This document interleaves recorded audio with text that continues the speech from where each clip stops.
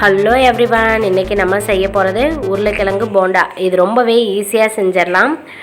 நிறைய பேர் உருளைக்கிழங்கு போண்டா செய்யும்போது காமனாக ஆகிற ஒரே மிஸ்டேக் என்ன அப்படின்னா, உருளைக்கிழங்கு போண்டாவில் எண்ணெய் வந்துட்டு ஜாஸ்தி இருக்கும். அந்த மாதிரி எண்ணெய் ஜாஸ்தி இல்லாமல் எப்படி பண்ணுறதுன்னு தான் இன்றைக்கி நம்ம பார்க்க போகிறோம்.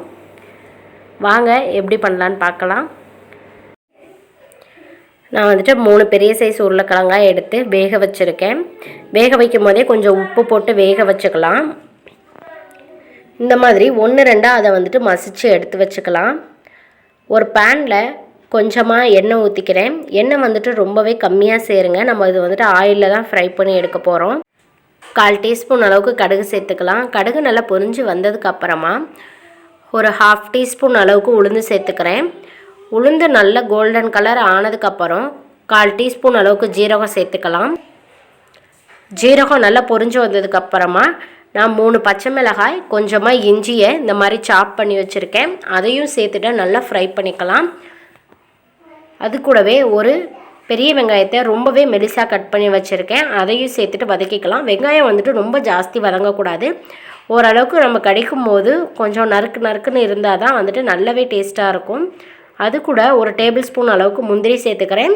இது வந்து ஆப்ஷனல் தான், உங்களுக்கு தேவைப்பட்டால் சேர்த்துக்கோங்க, இல்லைன்னா விட்டுறலாம். நம்ம வேக வச்சு வச்சுருக்க அந்த உருளைக்கிழங்கையும் இதோடு சேர்த்துட்டு நல்லா மிக்ஸ் பண்ணி எடுத்துக்கலாம். இதில் வந்துட்டு வேறு எந்த ஒரு மசாலாவுமே சேர்க்க போகிறது இல்லை. நமக்கு காரத்துக்கு இந்த பச்சை மிளகாய் தான். உங்களுக்கு தேவைப்பட்டால் இன்னும் கூட எக்ஸ்ட்ரா நீங்கள் சேர்த்துக்கோங்க.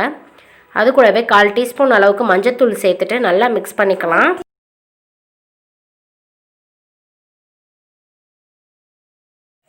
நான் வந்துட்டு இதில் நிறைய உப்பு சேர்க்கலை. ஆல்ரெடி உருளைக்கிழங்கு வேக வைக்கும் போதே உப்பு சேர்த்துருந்தேன்.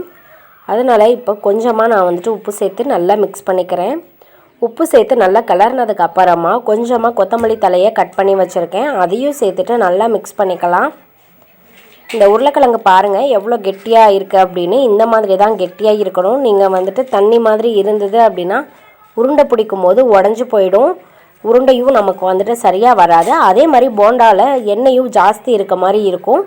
அதனால் உருளைக்கிழங்கு நல்லா கெட்டியாக இருந்தது அப்படின்னா தான் கரெக்டாக இருக்கும். இப்போ நம்ம இறக்கி வச்சதுக்கப்புறம் நான் வந்துட்டு கடைசியாக கொஞ்சமாக லெமன் வந்துட்டு புழிஞ்சு விட்டுக்கிறேன். ஒரு டீஸ்பூன் அளவுக்கு நம்ம லெமன் புழிஞ்சால் போதும். லெமன் வந்துட்டு புழிஞ்சாச்சு அப்படின்னா நல்ல ஒரு டேஸ்ட்டாகவும் இருக்கும். அதே மாதிரி ரொம்ப நேரம் வீணாக போகாமலும் இருக்கும். அதனால் கொஞ்சமாக நம்ம லெமன் சேர்த்துட்டு நல்லா மிக்ஸ் பண்ணிக்கலாம். மிக்ஸ் பண்ணி நல்லா ஆறணும். இது ஃபுல்லாக ஆறினதுக்கப்புறம் தான் நம்ம வந்துட்டு இதில் உருண்டை பண்ண முடியும். அதனால் இதை ஃபுல்லாகவே நல்லா ஆற வச்சிடலாம். இது ஆறட்டும். அதுக்குள்ளே நம்ம போண்டா போடுறதுக்கு மாவு வந்துட்டு ரெடி பண்ணிக்கலாம். போண்டா மாவுக்கு நான் வந்துட்டு ஒரு 100 கிராம் அளவுக்கு கடலை மாவு எடுத்திருக்கேன். கடலை மாவு கூடயே 2 டேபிள் ஸ்பூன் அளவுக்கு அரிசி மாவு சேர்த்துக்கலாம். அரிசி மாவு சேர்த்தாச்சு அப்படின்னா நல்லா கிறிஸ்பியாக இருக்கும். நமக்கு கலருக்காக 1/2 டேபிள் ஸ்பூன் அளவுக்கு காஷ்மீரி சில்லி சேர்த்துக்கிறேன். நீங்கள் வந்துட்டு கலர் பொடி யூஸ் பண்ணுறதுனா யூஸ் பண்ணிக்கலாம். அது கூடவே காரத்துக்காக ஒரு டேபிள் ஸ்பூன் அளவுக்கு தனி மிளகாய் தூள், இதுக்கு தேவையான அளவுக்கு உப்பு, 1/4 டீஸ்பூன் அளவுக்கு பேக்கிங் சோடா, கொஞ்சமாக பெருங்காயத்தூள் எல்லாத்தையும் சேர்த்துட்டு ஃபஸ்ட்டு நல்லா மிக்ஸ் பண்ணிக்கலாம். இதெல்லாம் நல்லா மிக்ஸ் ஆனதுக்கப்புறம் கொஞ்சமாக தண்ணி ஊற்றி இதை வந்துட்டு கொஞ்சம் கெட்டியாக நம்ம கரைச்சி எடுத்துக்கலாம். எடுத்ததுமே நிறைய நம்ம தண்ணி ஊற்றி ரொம்ப தண்ணி மாதிரி கரைச்சாச்சு அப்படின்னா மாவு வந்துட்டு அங்கங்கே கட்டியாகவே இருக்கும். பாருங்கள், இந்த மாதிரி தான் நல்லா ஃபஸ்ட்டு கரைச்சி எடுத்துக்கணும். எடுத்ததுக்கப்புறமா இன்னும் கொஞ்சம் தண்ணி சேர்த்து கொஞ்சமாக தண்ணியாட்டம் நம்ம கரைச்சி எடுத்துக்கலாம். நம்ம வந்துட்டு வெங்காய பச்சி அப்புறம் மிளகாய் பச்சிலாம் சேர்க்கும் போது மாவு வந்துட்டு கொஞ்சம் கெட்டியாக தான் இருக்கணும். ஆனால் இந்த உருளைக்கிழங்கு போண்டாவுக்கு வந்து பார்த்திங்க அப்படின்னா மாவு கொஞ்சம் இந்த மாதிரி எடுத்து ஊற்றும் போது கண்டினியூவாக வந்துட்டு ஊற்றிட்டே இருக்கணும். இதுதான் வந்துட்டு கரெக்டான அளவு. இதை வந்துட்டு இப்போ தனியாக வச்சுக்கலாம். ஆற வச்சு வச்சுருக்க அந்த உருளைக்கிழங்கை எடுத்து இப்போ நம்ம வந்துட்டு உருண்டை ரெடி பண்ணிடலாம். ஒரு டைம் வந்துட்டு நல்லா மிக்ஸ் பண்ணி எடுத்துக்கோங்க. எடுத்துட்டு நம்ம வந்துட்டு உருண்டை பிடிக்க ஆரம்பிச்சிடலாம். கொஞ்சம் கொஞ்சமாக உருண்டைங்களை இந்த மாதிரி ரெடி பண்ணி வச்சுக்கோங்க.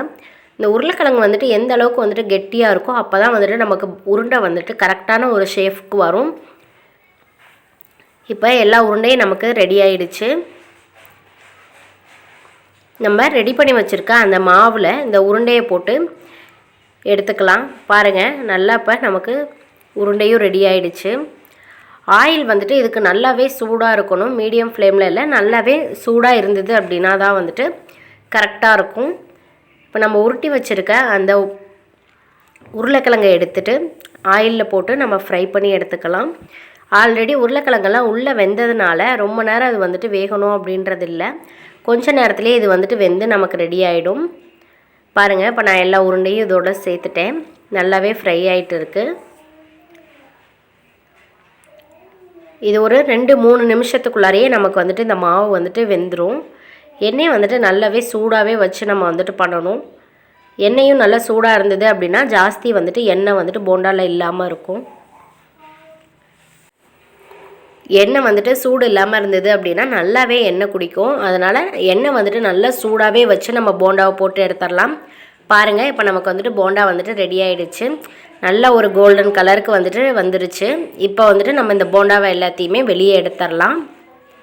பார்த்தீங்கனாலே தெரியும், எடுக்கும் போதே அதில் வந்துட்டு எண்ணெய் இருக்க மாதிரியே இருக்காது, நல்லாவே எண்ணெய் ட்ரை ஆகிட்டு தான் நமக்கு வருது. இதுக்கு காரணம் வந்துட்டு உருளைக்கிழங்கும் மாவும் நம்ம கரெக்டான பதத்தில் பண்ணோம் அப்படின்னா தான் இந்த மாதிரி வந்துட்டு போண்டா வந்துட்டு கரெக்டாக வரும். பாருங்கள், நமக்கு சூப்பராக உருளைக்கிழங்கு போண்டா வந்துட்டு ரெடி ஆகிடுச்சு. இதில் ஒன்று மட்டும் நான் எடுத்து காட்டுறேன். பாருங்கள், எண்ணெயே வந்துட்டு ஜாஸ்தி இருக்காது. ஏன்னா நம்ம உருளைக்கிழங்கு வந்துட்டு அந்தளவுக்கு கெட்டியாக இருந்தனால தான் இந்த மாதிரி வந்துட்டு வந்திருக்கு. நீங்களும் இதை ட்ரை பண்ணி பாருங்கள். நான் செஞ்சது உங்களுக்கு பிடிச்சிருந்தது அப்படின்னா என்னோடய சேனலை சப்ஸ்கிரைப் பண்ணுங்கள், லைக் பண்ணுங்கள், ஷேர் பண்ணுங்கள். மறக்காமல் பக்கத்தில் இருக்க பெல் ஐக்கானையும் கிளிக் பண்ணுங்கள்.